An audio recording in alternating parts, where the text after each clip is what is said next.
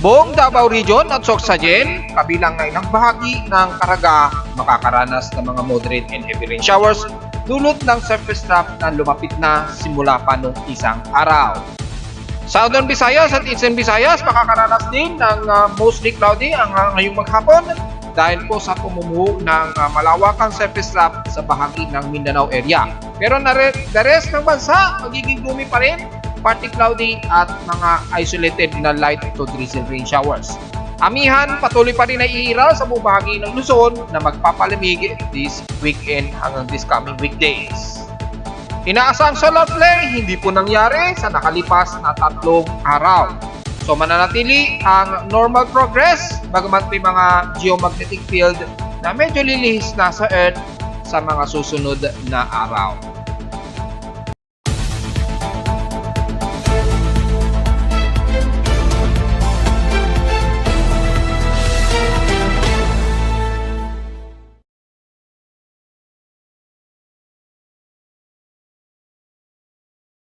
Hello, good morning mga folks. Welcome po muli sa ating Daily Weather Bulletin at Analysis para sa araw ng Linggo, January 28, 2024. Ang oras nating voice point may umaga ay alas 10:27 na ng umaga. Manatili ang ihip ng hanging amihan sa buong bahagi ng Luzon, lalo na dyan sa may silangan, papasok na yan ng central part ng Luzon, kabilang na ang Southern Luzon. Siyempre, ang bahagi ng NCR at bahagi ng Calabarzon, mas makakaranas pa rin ng malamig na simoy ng hangin ngayong linggo. Pero pagdating ng umaga, ngayong araw, despite na medyo cold breeze pa rin, medyo maaraw sa atin at magiging partly cloudy at mostly of gloomy at overcast ang iiral sa atin dahil nga po sa epekto ng ating amihan. Pero yung kanlurang bahagi ng Luzon at na the rest ng kanluran ng bansa, manatili pa rin mataas ang ating drought classification kahit na nakakaranas kayo temporary na mga malamig na temperatura dahil pa rin sa ating amihan.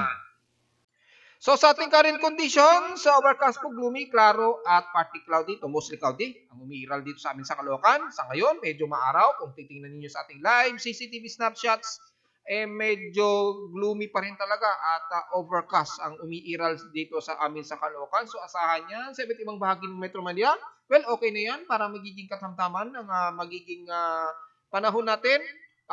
Magiging makulimlim lang pagdating naman ng hapon, bandang hapon at magiging windy rin tayo dahil umiiral pa rin yung ating hanging amihan sa buong linggong darating pa.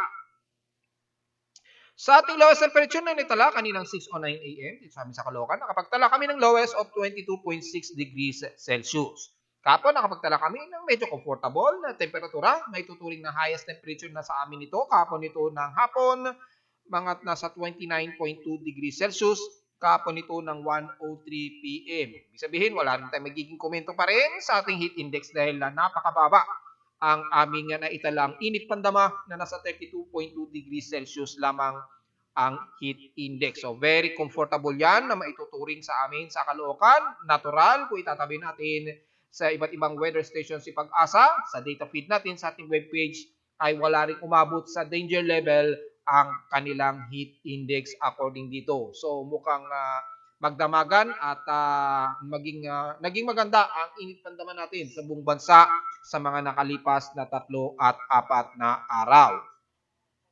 Pero pagdating naman sa PH 6 past 24 hours, nangunguna naman this time, ang Zamboanga Peninsula na nasa 33.9 degrees Celsius. Although hindi sobrang mainit ito, pero pinakamataas na alinsangan na ito na nai-record sa loob ng Betrek 4 oras. Pagdating naman sa lowest temperature naman sa Baguio City, ay mula sa 9.8 degrees Celsius, bagya itong tumaas ng 11.6 degrees Celsius. Na lowest temperature sa bansa ay bahagya itong tumaas ng konti, pero manatili pa rin napakalamig pa rin ang temperatura nito, mga fog. So sobrang makakapal na mga jacket na mga suot niyan na mga nasa Baguio City ngayon.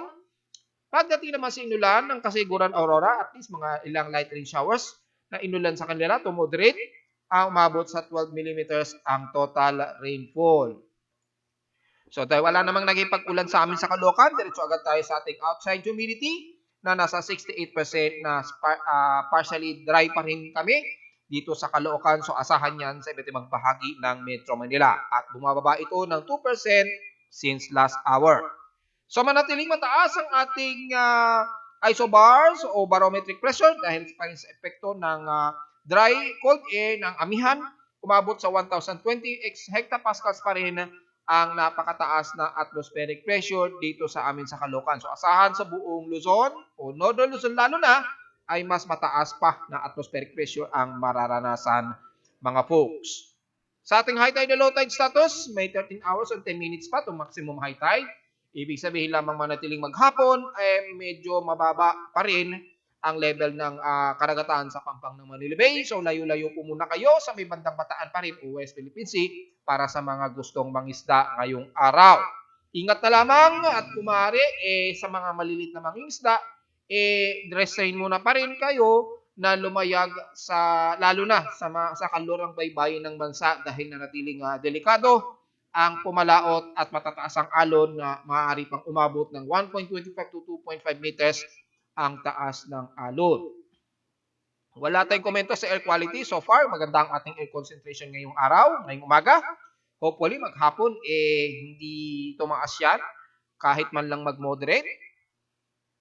Sa ating almanac, sumikat ang haring araw kaninang 6:25 AM at inasalulubog ito mamayang 5:52 PM. Bahagya na itong umuusog na naman ang tilting ng ating araw. Umpisa na naman siya. Ibig sabihin, papunta na naman siya sa dry season position na. So, take note yan mga folks. At ating warning gibos na po at 95% na lamang yung illuminated dito ay sisikat naman mamayang gabi at 7:56 PM at inasahang kinabukasan na po ng umaga ng 8:02 AM na ito, lulubog. Samantala sa ating local weather outlook para ngayong Sunday hanggang bukas na po ito ng Lunes, magiging partly po ang ating maghapon. Siyempre gloomy, mahangin din. At ang chance na pag-ulan, mataas daw po at 100%. Kung hindi man dry drizzle rains lang po ang mas madalas nating mararanasan sa Luzon, magdala pa rin ng mga pananggalang sa ulan just in case, lalo na sa mga dadalo ngayon sa nationwide rally yata ng unit team daw na magkakaroon ng malawakang rally ngayong araw. Kung hindi ako nagkakamali o correct me if I'm wrong, magdala pa rin kayo ng pananggalang sa kung magkaroon man ng mga light drizzle rain showers dahil maaaring makabasa pa rin sa inyo at maginaw yan kapag naulanan kayo tapos pagdating ng hapon o gabi napakalamig ng ating temperatura. So, mas maganda nga makapaghanda. Bukas ng Lunes, magiging partly cloudy daw maghapon at nasa 26 to 30% naman ang tsansa ng pag-ulan.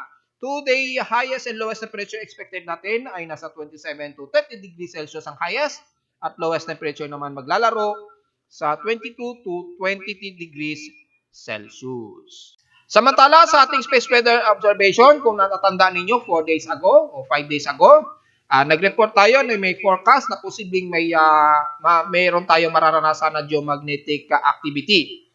Although nagkaroon ng ilang bahagya lamang na geomagnetic field at solar flare, hindi naman natin in-expect na lumala ito, no? Umabot ng G1 geomagnetic storm. Di ba nabanggit ka natin na naka-forecast in 3 days, for the next 3 days, may posibleng umabot sa G1 geomagnetic storm. Pero hindi naman nangyari, so yung forecast at least lumihis yung actual forecast natin.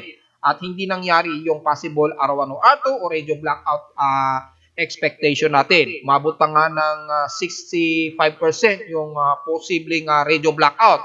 Kahit man lang minor to moderate na chance. At least hindi nangyari yon at ayon sa ating analysis pa ng mga nakaraang araw ay medyo lihis nga po at hindi direct lang o halos 30% lamang o yung naka-facing nitong sunspot na ito nasa 3559 na ito sa Earth. So medyo lihis lamang siya at nabanggit nga natin dahil sa medyo lihis siya at yun ang medyo good news, hindi dedirekta sa mundo natin, medyo pahapyaw lamang natatamaan tayo ng medyo solar flares niya. Kaya yung arrival ng geomagnetic field at yung solar flare probably o yung solar X-ray flux niya, yung lalo na yung plasma energy na nirelease ng sun ng mga nakarang araw mula sa kanyang corona at umabot sa Earth, hindi 100% rumekta sa ating mundo. So medyo good news yan. at nagkaroon lang naman tayo ng bahagya lamang na ionospheric effectiveness ng range at mababa lamang, at least naglalaro lamang hanggang 50 to 60 lamang.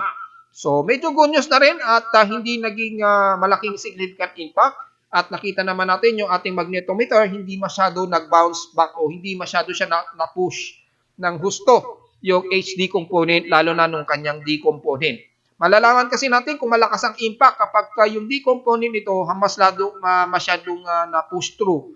Although dito ngayon ay since past 24 hours nagkaroon siya ng push through, pero yung plasma na nirelease mula sa araw agad-agad itong lumipis bago mag-arrive sa Earth.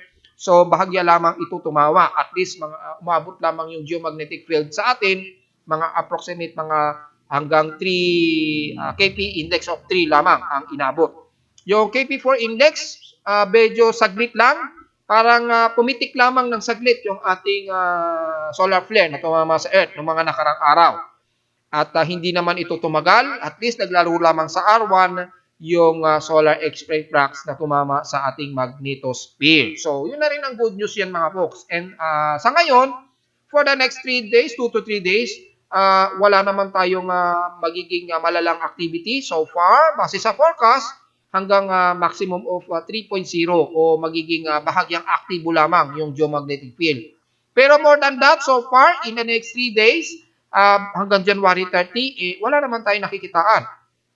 Ayon dito sa forecast mula sa data feed ng NOAA, maglalaro lamang hanggang sa active of 3 kp index ang magaganap. So, yung posibilidad na umabot ng G1, typically, insignificant pa na mangyayari yon sa ngayon. So, at least good news yun. At yung ating solar wind so far, hanggang 30 na po yan, 28 o 29 to 30 ng January, so far, wala na po. At medyo alpas ito sa Earth.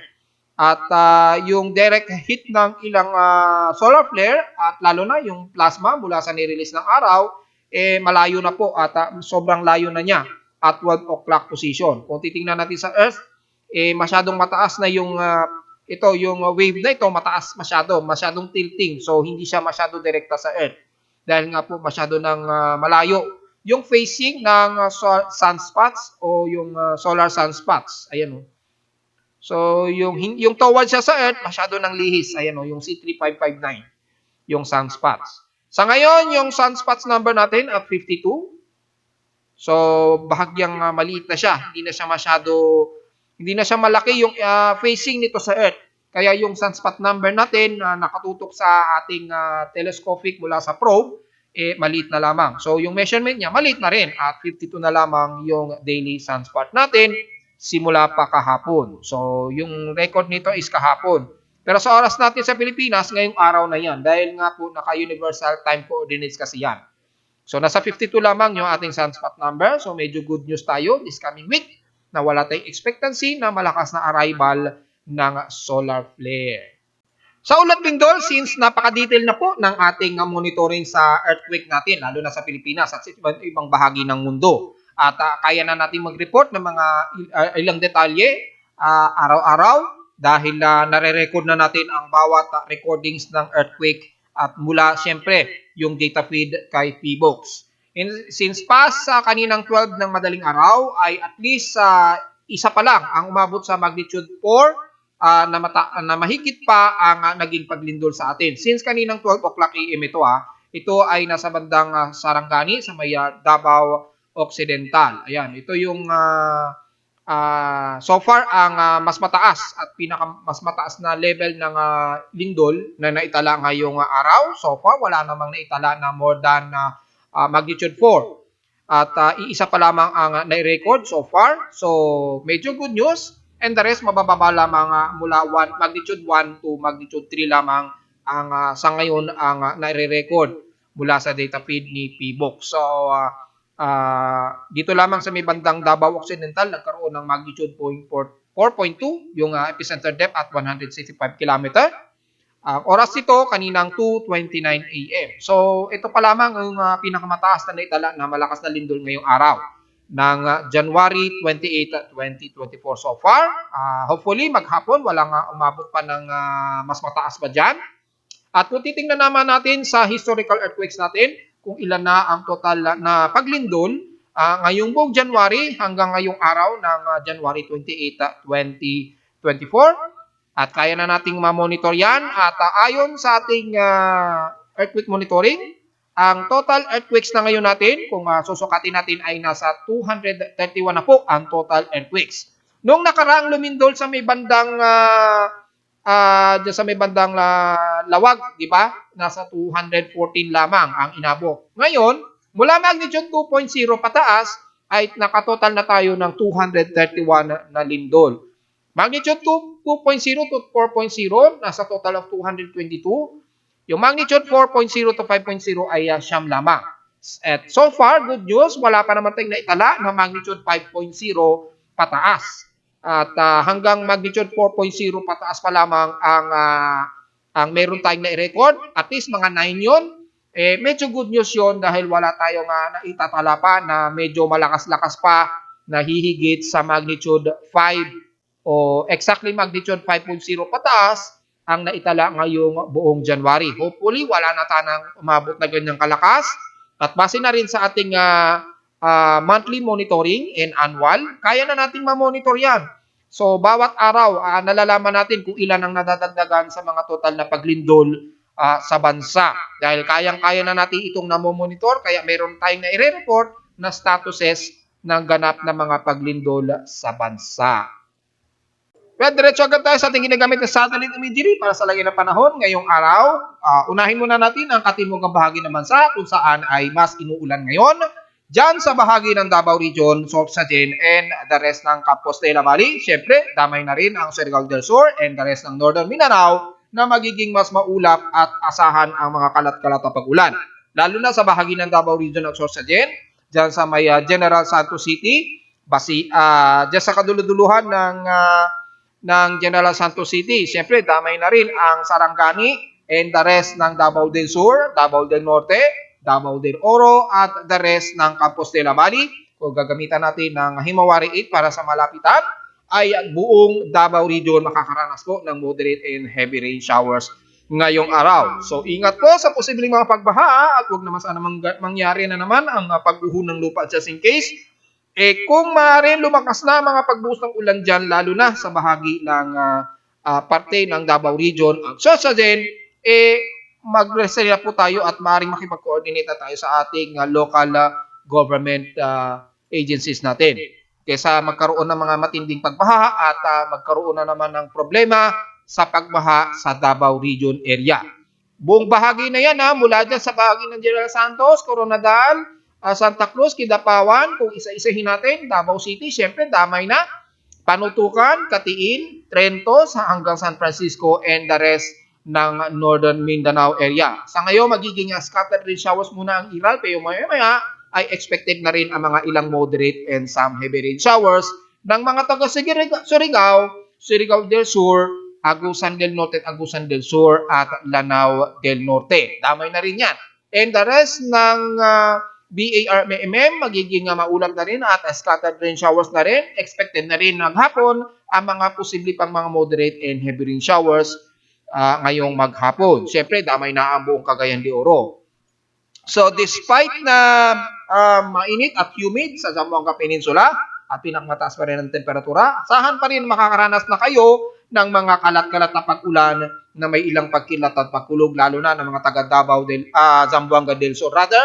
At sa Davao del Norte naman, Zamboanga del Norte rather, magiging maulap din ang buong Dapitan, Sindangan, Oriqueta, and the rest na ng hanggang Liloy at Baliguian. Magiging parte ito Muslicaw din at expected din ang mga ilang isolated and scattered rain showers na may pagkulog at pagkidlat. Lalo na sa pagitan na yan ng Ipin hanggang Baliguian dyan sa Zamboanga del Norte. Sa ngayon, magiging fair weather ang bahagi ng Zamboanga City area. Patawid na yan, Basilan at Hulu-Sulu. Pero expected din ang mga kalat-kalat na pag-ulan, lalo na mamayang hapon o gabi. Depende na rin sa daloy nitong surface trough na ito na nanggagaling sa katimugang bahagi ng Mindanao. So, yung naalala ninyo, yung may nagpo-post sa ating Facebook page na may mabubuo daw na bagyo bukas ng January 29. Well, tsaka na natin siya hahatulan bukas dahil nga po gaya ng aking sinasabi, pagkaroon man tayo ng low pressure system sa may Indonesian Peninsula pero malabo po na may mabuo na active low pressure area dyan sa sinasabi niya sa katimugang parte ng Mindanao. Mostly surface track lamang yan na magdudulot po na malakas ang pag-ulan sa buong Davao Region. Kaya makikita natin sa satellite imagery ngayon na nararanasan ngayon ng mga taga Davao Region. At anong nakarang araw pa, nakakaranas na sila ng malakas ang pag-ulan dyan. Kaya yung rainfall average natin, mas mataas ang average rainfall na ngayon dyan sa may bandang Davao Region, sa may bandang Mindanao area dahil nga po sa sunod-sunod na mga pag-ulan. Expected pa rin yan hanggang sa silangan ng Mindanao, damay na rin ang katimugang parte ng Visayas hanggang sa mga susunod na araw dahil may namumuo pa rin surface trough na nanggagaling sa may bandang silangang Pasipiko sa may Palau Island.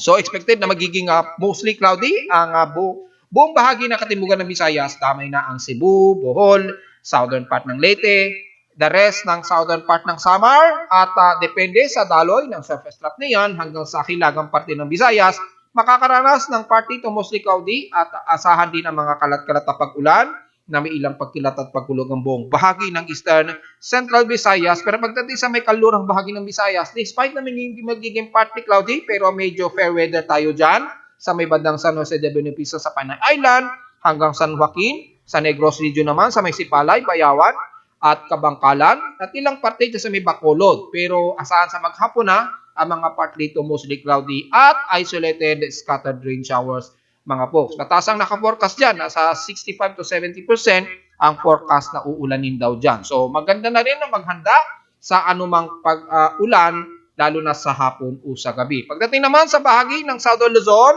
mula doon sa bahagi ng isla ng Masbate, Romblon at Marinduque, and the rest ng kalupaan ng Bicol Region, magiging partly to mostly cloudy rin dahil sa umiiral natin na northeast monsoon na malawakan na umaabot ngayon dyan mula sa mabahagi ng Northern Luzon hanggang Southern Luzon at maging sa bahagi na rin ng parte ng Visayas, yung malawakan na northeast monsoon natin patuloy pa rin ang magdudulot ng mga kaulapan yan sa buong bahagi ng kaluran ng Northern Luzon hanggang Southern Luzon pa rin. So hindi na rin maiwasan na mga light to moderate rain showers pero mas madalas ang drizzle light rain showers So take note yan mga folks. Papasok na yan ng buong Quezon Province, Camarines Norte man yan, at parte ng Calabarzon area.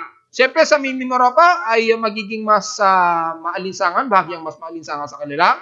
Despite na malamig ang simoy ng hangin, magiging fair weather po sila dyan, magiging mas maaraw po ang area ng Mimaropa. Lalo na dyan sa may bandang kaluran ng Mindoro. Damay na ang San Jose, so expected pa rin ang mataas na temperatura dyan at mataas ang dry spell at drought classification ng mga taga San Jose, Seblayan, hanggang dyan sa may bandang Paluan, dyan sa may Oriental Mindoro. Take note yan hanggang sa may bandang Coronat El Nido, mataas po, tumataas na rin ang drought classification dyan. At mula dito sa may Calabarzon, papasok na po ng Cavite, Parañaque, hanggang papasok na po yan ng Metro Manila, buong Metro Manila, magiging partly cloudy. Sa ngayon, medyo maaraw, pero asahan pa rin ng mga partly cloudy at overcast ang buong Metro Manila area. Kasama na rin ang bahagi ng northern part na ng Metro Manila sa may Bulacan, papasok na yan ng Pampanga, Angeles, at Central Luzon, mula Tarlac, at Nueva Ecija at Nueva Vizcaya area. Magiging gloomy rin at overcast din, and the rest ng buong northeastern Luzon, siyempre. Dahil pa rin sa ating mas malamig na temperatura dyan at malamig na simoy ng hangin dahil nga po sa surge ng ating hamihan. Pero pagdating sa kaluran pa rin ng Northern Luzon, mananatiling mataas at extreme pa rin yung classification ng drought index dyan mula dyan sa bandang Ilocos Norte, pababa na yan ang Bigan, San Juan sa bandang La Union, damay na rin ang Benguet, Baguio City area, Pangasinan, pababa na yan ng Zambales hanggang dyan na rin sa kaduluduluhan ng Bataan at damay na rin ang the rest ng Olongapo at Subic Bay. So take note pa rin yan sa ating mga LGU na magiging epekto ng drought classification natin. And the rest ng Cordillera Administrative Region, siyempre ang Apari, Batanes Group of Islands at the rest ng Cagayan Valley at Isabela, magiging gloomy rin ang magiging himpapawid na dyan. So magkakaroon kayo ng mas maulap na himpapawid pa rin Makikita natin sa infrared VIR, malinaw na kuha ng Himawari 9, yung kaulapan nito. Typically sa northeastern Luzon na magdudulot ng mga very gloomy at overcast na panahon. Magkaroon man ng mga pag-ulan, typically mas madalas pa rin ang mga light drizzle rain showers nitong maghapon. So sa ating tropical cyclone assessment monitoring, nanatiling low pressure systems lamang ang umiral sa may bandang southeastern part ng Mindanao at sa bandang katimugan ng Mindanao, kaya nagdudulot po ng malawakang surface trough ngayon dyan na nagdudulot ng malakasang pag-ulan pa rin. So hanggang this coming weekdays po, mararanasan ninyo dyan. So be ready sa mga potential pa rin na malakasang pag-ulan na posibleng magdudulot pa rin ng mga pagbaha sa bahagi ng Davao Region at mga nabanggit ko sa may Soxagen area at Eastern Mindanao pa rin hanggang this coming week po. Magtutuloy-tuloy yan dahil for the next 24 hours ay manatili pa rin mataas yung low pressure systems dyan. Pero wala naman tayong aasahan na active low pressure area na posibleng may mabuong bagyo pa rin this time. Dahil mababa naman yung sequence ng upward low convection. Mababa naman ang sequence ng low level convection, wala po. Kahit silipin natin sa ating mean winds sa convergence, kung titingnan natin, yung convergence ito yung mas probably na nabubuo ng mga active low pressure area. Kung titingnan natin, halos very insignificant at unfavorable po yung nakikita natin. Yung surface trough na malawakan, typically, ay mas mataas ang nagiging kontrahangin o divergence. Ito naman yung nagdudulot ng high pressure area na kumukontra po sa pamumuo ng isang low level convection. Kung titingnan natin sa divergence, yung pagbagsak ng low pressure mula sa mataas na altitude pababa sa surface at nagdudulot ng high pressure area na kumukontra po sa low level convection, napakataas oh. So more than 44 to 50 kilometers an hour. So kontrahangin niya ito, kaya wala po at malabo talagang may mabubuo na active low pressure area maging dyan sa may bandang southern part ng Davao region. Ayan, kitang-kita naman more than 30 kilometers an hour na po ito, ang lakas nito. So malabo, nasa around 33 kilometers per hour yung kontrahangin sa kanya. Pero yung low level convection ng convergence wala po. Very scattered po siya at napakahilaw po yung upward low convection niya. Wala tayong nakikitaan na pamumuo ng surface wind. Yung surface wind na circulation na nagdudulot po ng active low pressure area. So parang low pressure systems lamang talaga siya at hindi siya yung typical na nagiging bagyo po o low pressure area na aktibo. So ganun lamang at nagtutuloy-tuloy lamang yan sa mga susunod na araw. So sa mga nagsasabi na may bubuong bagyong hanggang bukas ng January 29 ay misleading po yun mga folks Siguraduhin muna natin na may makikitaan tayong basihan kung ito nga ay magiging isang investment lamang. Kasi kung titingnan natin, ayan mula sa data feed na yan ng CIMMS, wala tayong nakikitaan napakalabo. So makikita man natin mataas ang pagkaroon man ng ilang vorticity, ayan, pero typically, divergence, dulot lamang yan ng mataas na divergence. Pero yung convergence niya o yung low upward low convection na mabubuo, napakahilaw at napaka-insignificant po. So napakalabo na magkaroon ng active low pressure area na mabubuo. So yun lamang, magdudulot lamang ng mga pag-ulan na magtutuloy-tuloy hanggang sa mga susunod pang mga araw. So matapos man ang January, wala talaga tayong mabubuo na anumang active low pressure area. So wala tayong magiging komento sa mga computer models sa ngayon. At tingnan na lamang natin by February, magre-report naman ako para kung mayroong potential ba na may mabubuo man lang na low pressure area sa month of February, yan ay antayin ninyo folks at magpo-post po tayo ng latest update for possible tropical cyclone forecast for the month of February. Sa ngayon ay wala po, so wala tayong magiging komento niyan sa ngayon. At narito naman ating 3D to 8-day weather forecast para sa araw ng linggo, January 28, 2024.